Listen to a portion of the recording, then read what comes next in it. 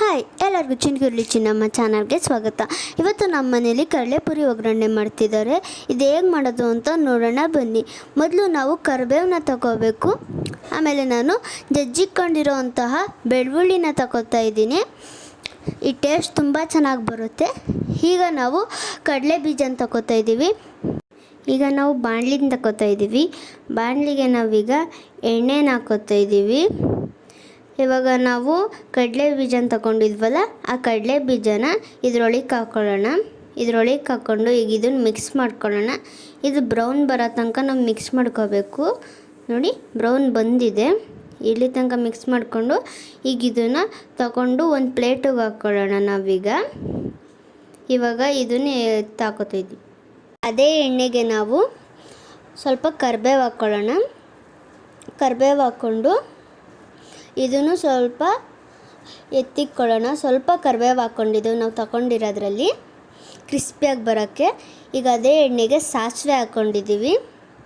ಸಾಸಿವೆ ಹಾಕ್ಕೊಂಡು ಅದಕ್ಕೆ ನಾವು ತಗೊಂಡಿರೋ ಅಂತಹ ಕರಿಬೇವನ್ನ ಹಾಕ್ಕೊಳ್ಳೋಣ. ನೋಡಿ, ಸಾಸಿವೆ ಸಿಡಿತಾ ಇದೆ. ಈಗ ನಾವು ತಗೊಂಡಿರೋಂತಹ ಕರಿಬೇವು ಮತ್ತು ಬೆಳ್ಳುಳ್ಳಿ ಜಜ್ಕೊಂಡಿದ್ದೀವಲ್ಲ, ಅದನ್ನು ಹಾಕ್ಕೊಂಡಾಗಿದೆ. ಇವಾಗ ನಾವು ಇದಕ್ಕೆ ಚಿಟಿಕೆ ಅರಿಶಿನ ಹಾಕೋತಾ ಇದ್ದೀವಿ. ಅರಿಶಿನ ಹಾಕ್ಕೊಂಡು ಮಿಕ್ಸ್ ಮಾಡ್ಕೊಳ್ಳೋಣ. ಇವಾಗ ನಾವು ಅರ್ಧ ಸ್ಪೂನಷ್ಟು ಉಪ್ಪು ಹಾಕೋತಾ ಇದ್ದೀವಿ. ಈಗ ಉಪ್ಪನ್ನು ಹಾಕ್ಕೊಂಡು ಮಿಕ್ಸ್ ಮಾಡ್ಕೊಳ್ಳೋಣ ನಾವು. ಇವಾಗ ನಾವು ಚಿಲ್ಲಿ ಪೌಡರ್ ತಗೋತಾ ಇದ್ದೀವಿ. ಚಿಲ್ಲಿ ಪೌಡರ್ನ ತಗೊಂಡು ಚಿಲ್ಲಿ ಪೌಡರ್ನ ಹಾಕ್ಕೊಂಡು ಮಿಕ್ಸ್ ಮಾಡ್ಕೊಳ್ಳೋಣ ನಾವು. ನೋಡಿ, ಹಿಂಗೆ ಮಿಕ್ಸ್ ಮಾಡಿಕೊಂಡ್ರೆ ಆಯಿತು. ಇವಾಗ ನಾವು ಕಡಲೆಪುರಿನ ಹಾಕ್ಕೊಳ್ಳೋಣ. ಕಡಲೆಪುರಿನ ಹಾಕ್ಕೊಂಡು ಮಿಕ್ಸ್ ಮಾಡ್ಕೊಳ್ಳೋಣ ನಾವೀಗ. ಇದನ್ನು ಹಿಂಗೆ ಮಿಕ್ಸ್ ಮಾಡ್ಕೋತಾ ಇರಬೇಕು. ಈಗ ನೋಡಿ, ಎಲ್ಲ ಮಿಕ್ಸ್ ಮಾಡ್ಕೊಂಡಾಗಿದೆ. ನಾವು ನೋಡ್ಬೋದು ನೀವು ಹೆಂಗೆ ಬಂದಿದೆ ಅಂತ. ಇವಾಗ ನಾವು ಇದಕ್ಕೆ ಎಣ್ಣೆಲಿ ಕರ್ಕೊಂಡಿರೋ ಅಂತಹ ಕಡಲೆ ಬೀಜ ಆಮೇಲೆ ಕರಿಬೇವನ್ನ ಹಾಕ್ಕೊಳ್ಳೋಣ. ತುಂಬ ಕ್ರಿಸ್ಪಿಯಾಗಿ ಬಂದಿರುತ್ತೆ ಕರಿಬೇವು.